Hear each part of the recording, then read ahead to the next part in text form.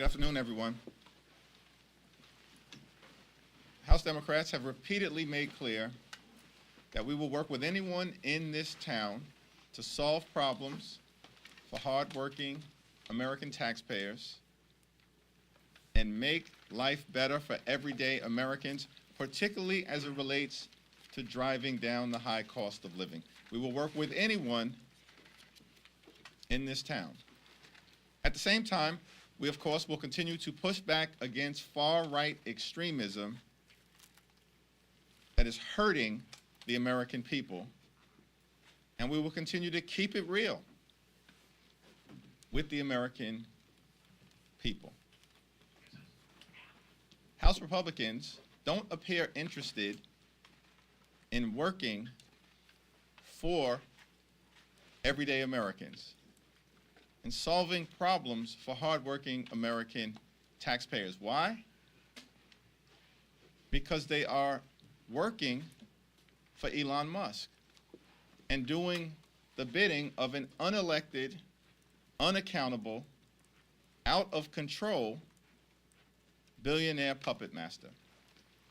Why does Elon Musk and his minions need access to the names, Social Security numbers, addresses, birth dates, and bank account information of millions of Americans? Why does he need that information? What are they doing with it? And why aren't House Republicans stopping them? They're not stopping them because they're not working in the best interest of the American people. They're simply following far-right extreme orders. That is why we are introducing the Taxpayer Data Protection Act to shield the American people from this out-of-control power grab permanently, and to make sure that the financial, personal, medical, and confidential information of the American people is protected. In that regard, I'm so thankful for the leadership of Congresswoman Haley Stevens and Congressman Sean Casten, and it's my honor to yield to Congresswoman Stevens. Thank you. Thank you, Mr. Leader. It is truly serious and absolutely essential that I'm standing up here today with you as our Democratic leader in the House of Representatives, alongside our Democratic Whip and our Democratic Caucus Chair, Democratic Whip Katherine Clark, Democratic Caucus Chair Pete Aguilar. I think all of you in this room know them. As we seek to introduce, and we take the steps to introduce, the Taxpayer Data Protection Act.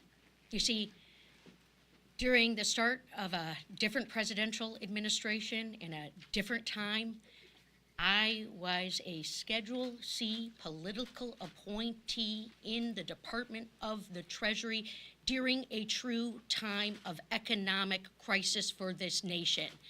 Barack Obama's swearing in January of 2009, when we were facing a great recession, as a Michigander, when our auto industry was staring true liquidation and bankruptcy in the face, when millions of Americans were facing job loss, in addition to housing insecurity, our financial markets were being rocked, and our insurance sector was on shaky footing. A group of us came together into the Treasury Department. It almost didn't matter what party you were. And in fact, the previous administration under George Bush kept some of his people there. We stayed together. We worked together to address this economic crisis. I was on the auto rescue team with a man named Steve Ratner. We had an initiative called the Troubled Asset Relief Program, and it was sizable dollars of federal money, of taxpayer money, to save our economy from true devastation. But no one was poking around in the Bureau of Fiscal Service. No one was seeking to get access to taxpayer data or financial information that has to do with the wires and the complication of those goods. We were standing up for people and making a difference for them. So this Taxpayer Data Protection Act, which will push back against these alarming and potentially illegal actions that are taking place, these headlines to the American people are alarming. They are absolutely alarming. The news writes them, but the headline is that Musk has your data, that Musk has control of the systems. As a Treasury appointee, that is unfathomable. That is totally unbelievable and wrong. So our Taxpayer Data Protection Act will seek to make sure that the payment systems don't have reckless interference, that those who have access to them can't just be a special appointee, a political appointee, as you know, how we schedule the appointees. No, it needs to be overseen by someone who has the top security clearance, who has the credentials, who doesn't have the conflict of interest. We love our country and we want what is best for our country, and you heard our leader say it true. We have to focus on what the American people are facing. Rising costs, home ownership, making systems work for people. We've got fantastic employment, but we've got to do costs, and that is what we are focused on. And the Taxpayer Data Protection Act will stand up to these questions and these concerning behaviors of Elon Musk. And with that, I have a colleague who I'm introducing this bill with, Sean Casten, a very accomplished member of the House Financial Services Committee and a true expert in these matters as well. Thank you, Haley. Thank you to our whole leadership team. You know, days like today make me so proud to be a Democrat. We are in the midst of a constitutional crisis, and we're doing the work. The amount of work that went through on very short order to deal with this emergency that's coming through is because people who care about their job, who take their patriotism seriously, their oath to the Constitution seriously, and that's what we're here to do. I wish we didn't have to do it, but my God, I'm proud to be on this team. We are here today because there is a narcissistic billionaire running the government who peddles in fascism, is known for his history of lying, short-paying his vendors, terminating employees who challenge his worldview, and using the judicial system as a cudgel against anyone who dares challenge him. And if you are listening to that and saying, is he talking about Donald Trump or Elon Musk, then you kind of get the problem, don't you? The actions that Musk and his IT goons have taken through, they're illegal, very clearly illegal, but so far unprosecuted actions, have already compromised millions of Americans' privacy and data security. And if you want to understand how nervous you should all be, think about how hard Donald Trump worked to protect his tax returns from becoming public, even under a legitimate subpoena from the House of Representatives. Why do we think that Elon Musk and Donald Trump would like to have access to your home address, your bank records, your history of charitable giving, alimony payments you may have made, child care payments you may be making, all of this private information that you would like? Why do we think they want that information? Why do we think that they want the ability to illegally stop payments that are legally due to hospitals that may be providing women's health care services they don't support, to veterans agencies that are helping our veterans, to Social Security recipients who maybe marched at a rally and said something they didn't like? Why are they doing that? Why did they allow a bunch of let's be honest, practically children, teenagers, young 20-somethings, why did they allow them to go into systems that control trillions of dollars of Treasury payments that every one of our adversaries would deeply like to hack into? Because if they could hack into there, they could destroy the US economy. Why did they allow these children to go in there with unsecured software and hardware and tamper with those systems? Why did they do that at the same time that they were firing FBI agents, firing CIA agents? What is the consequence of that? If we close this barn door today, how much is already burned down? We don't know the answers to those questions. I wish we didn't have to ask. But those are the stakes of this moment. And there's an even larger question, as our leader alluded to. Why is the Department of Justice not enforcing the law and prosecuting these crimes right now? Why do we not have Republicans who all took the same oath we did a couple weeks ago to defend the Constitution against all enemies, foreign and domestic? Why are they standing there doing nothing? I know every one of us was elected to lead. None of us went out in the elections and said, if you elect me, I will promise to cower before the first bully who shows up. That's what we're here to do, to lead. This legislation is an important first step. We're not going to stand idly by, and this legislation will become law. All we need is 3 Republicans to show a little bit of patriotism to join us in this effort. I know they're out there. I know they've got the patriotism. They just got to show the courage. That's where we are right now. Thank you so much. I should mention that our office has received more phone calls on this topic than anything in my 6 years of Congress. And I say that only because if I leave here early, it is only because we called a telephone town hall that's starting in about 30 minutes, and I have to to our wonderful and talented Whip Katherine. Thank you so much, and thank you, Congressman Casten and Congresswoman Stevens, for bringing us the Taxpayer Data Protection Act, because this is going to address the deep anxiety across the country about Elon Musk hacking into Americans' most personal information and the illegal cutting of federal funding for critical services. Last week, I received a note from a public school teacher in my district. She was very concerned about what's going to happen to education and federal funding for her school.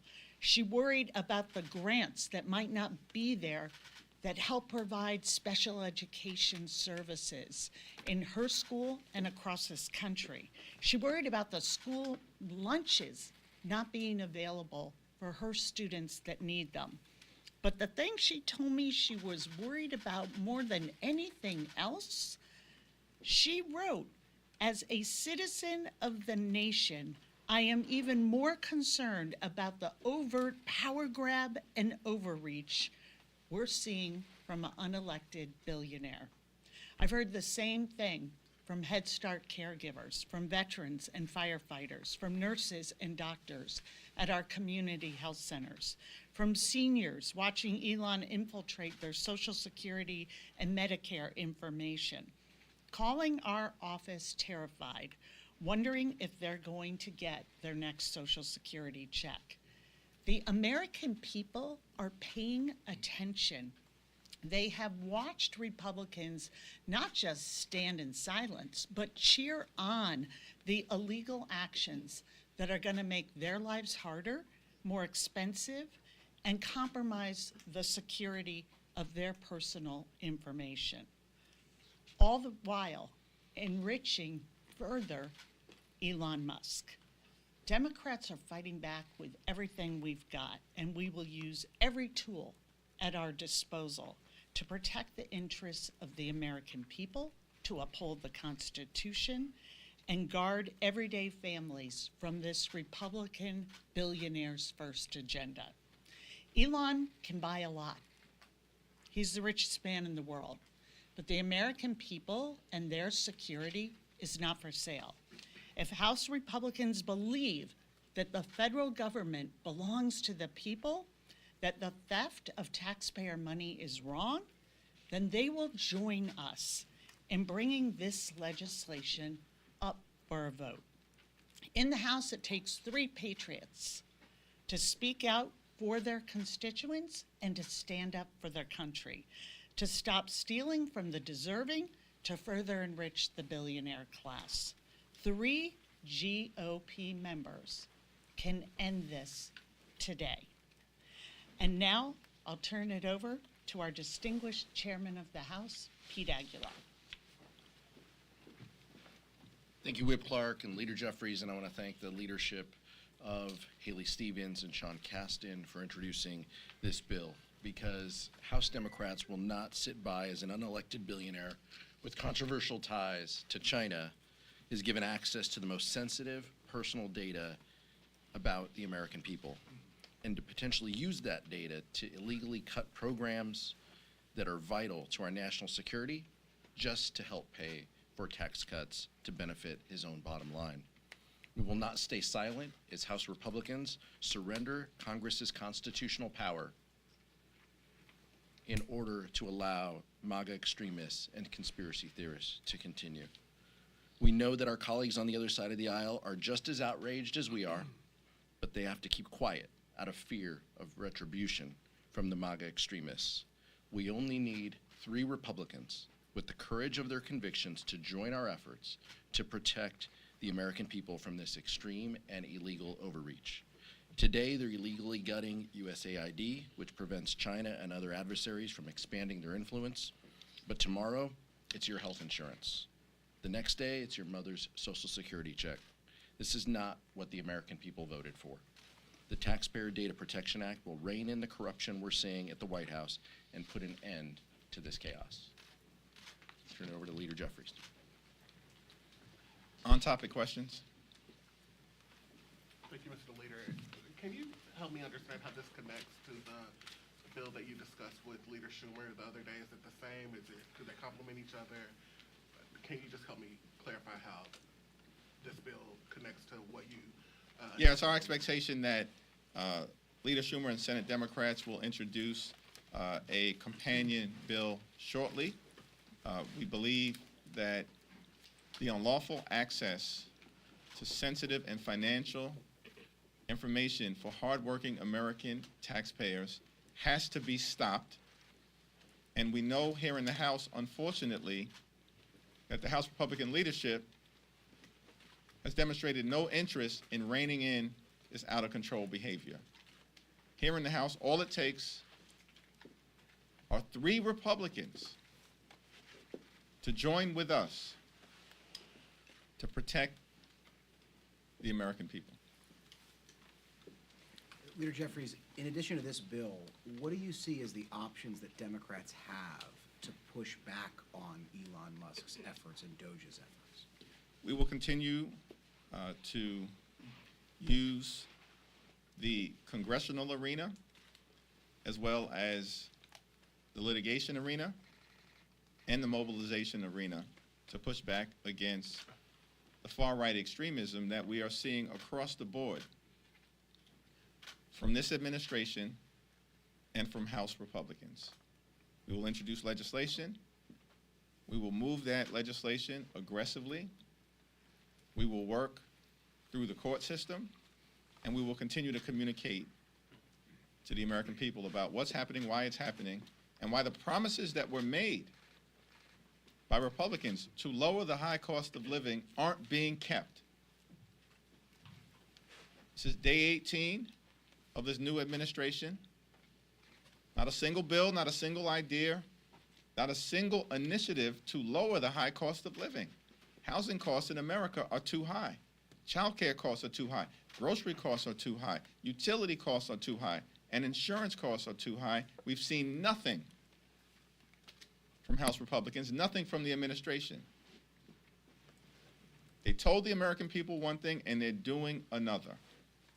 And they're not even stepping in to protect the best interests of the American people, which is why the Taxpayer Data Protection Act is so urgently needed.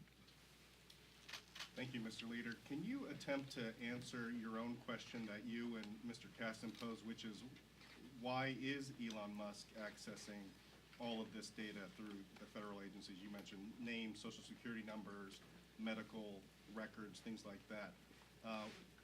What is your worst fear here about why he is doing this? It's a great question. I'm going to yield to our 2 sponsors. Well, certainly, we need that answer, but we know that we need the protection. This is uncharted, unprecedented ground. I'm telling you as a former Treasury person. I mean, I was there during an actual crisis, not a self-inflicted crisis.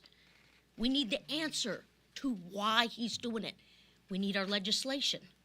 We need this Taxpayer Data Protection Act.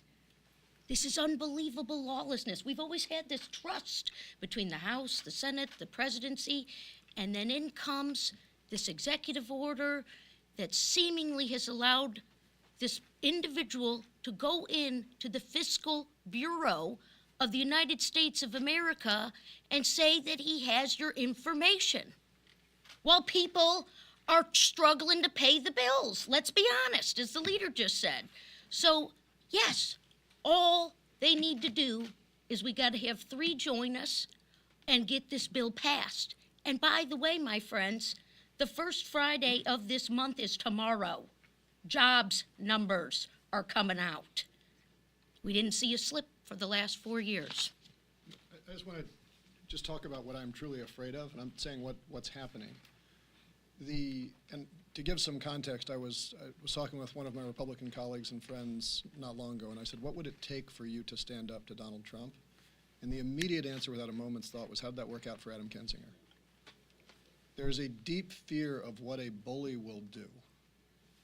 Rule my dad taught me was, when the playground, never start a fight, but if the bully punches, you punch him back harder, because that keeps him from coming back. Bullies are cowards at core.